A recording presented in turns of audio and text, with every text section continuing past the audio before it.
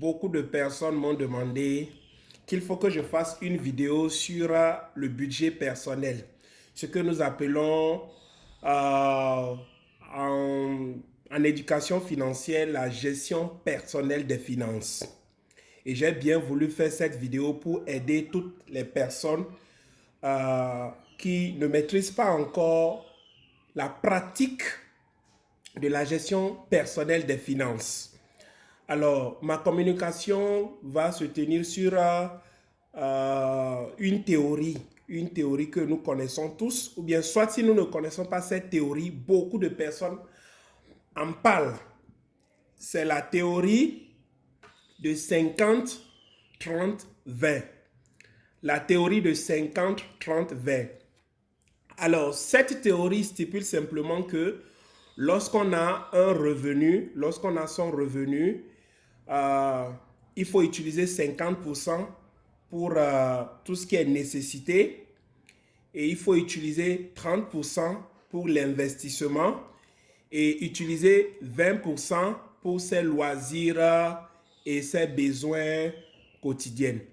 Alors, ce que je voudrais simplement partager par rapport à cette théorie, c'est que beaucoup de personnes ne comprennent pas comment cette théorie fonctionne. Alors, moi, c'est Adebayor Aimé. Je suis leader en marketing de réseau et entrepreneur. Alors, j'ai bien envie de partager par rapport à cette théorie dont j'en parlais à l'introduction, la théorie de 50, 30, 20. Alors, comment cette théorie fonctionne? Comment cette théorie fonctionne? Déjà, la théorie de 50, 30, 20 voudrait que lorsque nous avons un revenu, nous divisons le revenu par deux et nous affectons 50% de ce revenu à notre nécessité, c'est-à-dire le loyer, c'est-à-dire la ration alimentaire, c'est-à-dire les charges quotidiennes, c'est-à-dire les dépenses quotidiennes. C'est-à-dire peut-être les 50%, nous pouvons aussi y mettre le carburant. Voilà, le carburant, si nous avons un véhicule, il faut y mettre le carburant.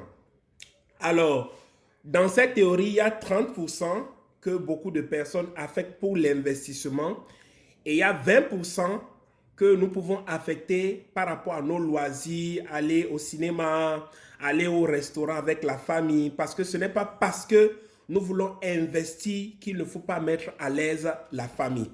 Mais ce que je voudrais partager, ma petite contribution, elle est celle-ci.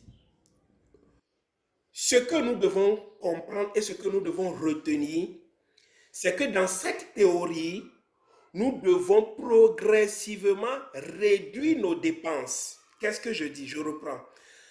Selon cette théorie, c'est que nous devons progressivement réduire nos dépenses, mais augmenter la marge d'investissement. Cela signifie simplement que si je gagne par exemple 300 euros et que je divise en deux, je mets 150 euros pour mes charges de nécessité. Alors, les 150 autres euros, je les divise, je mets 30% pour l'investissement, 20% pour mes loisirs et autres. Alors, la bonne nouvelle, c'est que progressivement, quand j'évolue progressivement, plus les années passent, je dois réduire les 50% pour les nécessités. Oui, pour mes charges de nécessité, je dois réduire et affecter ce que je réduis des charges de nécessité à mon investissement. Alors, cela stipule que quoi? Si par exemple, ce mois, je gagne 300 euros, je prends un exemple simplement comme ça, je gagne 300 euros et que je divise en deux, il y a 150 euros. Il y a 150 euros pour mes charges de nécessité et ensuite, il y a 30% des autres 150 euros qui sont pour mon investissement, 20% pour mes loisirs. Alors, ce que je voudrais simplement attirer notre attention, en tant que jeune, quand on commence à travailler, nous ne devons pas trop nous focaliser sur les loisirs, sur les restaurants. Une fois en passant, peut-être, je dis, 3 fois l'an. Pourquoi? Parce que Pendant que nous sommes jeunes, c'est en ce moment que nous devons bâtir notre futur. C'est en ce moment que nous devons nous battre pour amasser assez d'actifs. Et c'est pour cela que j'ai bien voulu partager avec vous comment moi je fonctionne. Cela signifie simplement que, au lieu d'affecter 20% pour les loisirs, nous pouvons affecter, au lieu de 20%, nous pouvons juste affecter 10% pour les loisirs et les 10 autres pourcents pour les loisirs, puisque les loisirs c'est 20%. Donc nous divisons en deux. Nous prenons 10% des loisirs que nous affectons à notre investissement. Alors l'investissement va passer de 30 à 40%. Au départ, ce qu'il faut réduire, les dépenses qu'il faut réduire dès au départ, c'est les loisirs. Aller au restaurant, aller s'amuser, aller en boîte de nuit. Lorsqu'on est jeune, il faudrait que nous fassions très attention. Lorsqu'on est jeune et qu'on est en train de construire son futur, on n'a pas besoin d'aller en boîte de nuit tous les week-ends. On peut réduire ses charges parce qu'aller en boîte de nuit, ça ne produit pas l'argent. Alors, lorsque nous sommes jeunes, nous devons nous focaliser sur qu'est-ce qui produit l'argent. Ce qui produit l'argent, c'est l'investissement. Et cet investissement, nous devons le prendre pour pouvoir acheter des actifs. Souvenez-vous de mes précédentes vidéos, j'ai bien expliqué qu'en tant que jeune, il faut que nous travaillions pour amasser assez d'actifs. C'est très important. Lorsque nous sommes jeunes, toute notre vie doit être focalisée à amasser des actifs parce que ce sont ces actifs qui vont générer notre marge brute d'autofinancement, c'est-à-dire notre cash flow. Et c'est très important. Et c'est ce qu'il faut que nous sachions. Donc, lorsque nous commençons à grandir, lorsque nous commençons à gagner des revenus, il ne faut pas systématiquement réduire les dépenses, c'est-à-dire les nécessités. Il ne faut pas systématiquement réduire les nécessités. Il faut plutôt commencer à réduire les charges par rapport aux loisirs. Comme je l'ai dit tout à l'heure, on peut diviser les charges de loisirs. Au lieu d'affecter 20% pour les loisirs, nous pouvons affecter 10% pour les loisirs. Vous voyez que nous venons d'augmenter l'épargne ou bien l'investissement de 10%. Ça veut dire que notre investissement passe de 30 à 40%. Alors, lorsque nous continuons d'évoluer progressivement, nous allons alors maintenant réduire les charges par rapport aux nécessités. Parce que normalement, lorsque vous êtes employé, votre salaire n'augmente pas du jour au lendemain. Peut-être, lorsque vous êtes employé, votre salaire peut augmenter, je ne sais pas, peut-être 3 ans après, peut-être 4 ans après, peut-être 5 ans après. Mais ceux qui ont la chance d'être dans un business, c'est-à-dire qu'aujourd'hui, vous pouvez avoir de grands revenus, demain, vous pouvez rien avoir. Alors, je voudrais attirer l'attention des entrepreneurs. Vous pouvez faire un business comme ça, du coup, tout à coup, brusquement, vous gagnez beaucoup d'argent. Un conseil.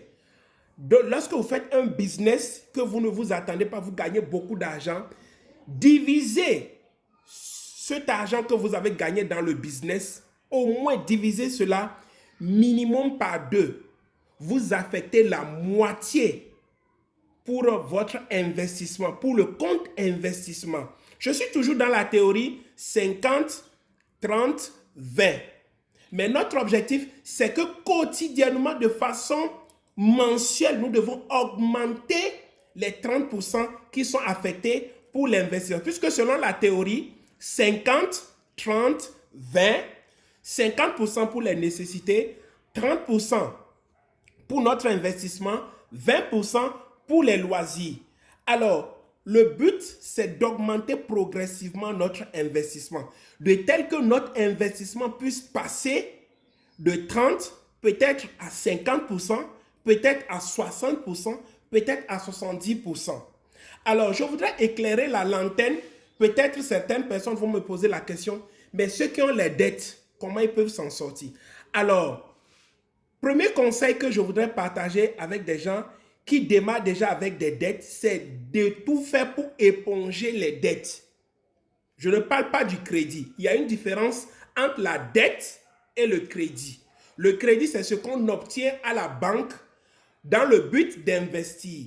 La dette, c'est ce qu'on octroie chez une personne physique. C'est très important. Alors, lorsque vous êtes endetté, qu'est-ce qu'il faut faire? Lorsque vous êtes endetté, qu'est-ce qu'il faut faire?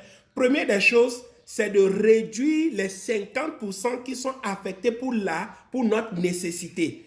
Réduire de tel que, au lieu de 50% pour les charges de nécessité, nous pouvons peut-être affecter 40% ou même 30% et prendre peut-être les 10% pour payer la dette, pour payer ce que nous devons.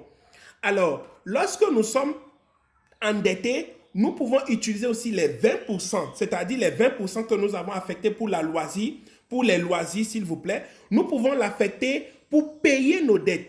Parce qu'un conseil que je voudrais partager avec toute ma famille à travers le monde, c'est hyper important de payer ses dettes. Parce que lorsque vous payez votre dette, vous êtes libre pour mieux vous envoler, pour mieux planifier votre budget, pour mieux planifier votre vie. Alors, l'une des choses les plus importantes que j'ai appris dans le business, c'est que les dettes, c'est une mauvaise énergie qui peut vous tirer vers le bas. Alors donc, faisons très attention. Lorsque nous sommes endettés, faisons tout pour nous libérer de notre dette. Alors, voilà ma petite contribution. En résumé, tout faire pour augmenter notre investissement. Tout faire pour que l'investissement, le compte investissement passe de 30 à 50% ou bien maximum 60 à 70%.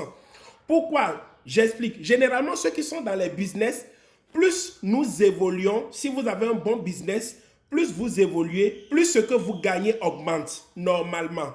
Plus nous évoluons dans le business, plus ce que nous gagnons augmente. Alors, plus ce que nous gagnons augmente, alors il est nécessaire d'augmenter notre investissement progressivement parce que n'oublions pas, c'est cet investissement qui va nous permettre d'acheter des éléments d'actifs et les éléments d'actifs vont nous produire le cash flow. Et le cash flow va sécuriser notre futur.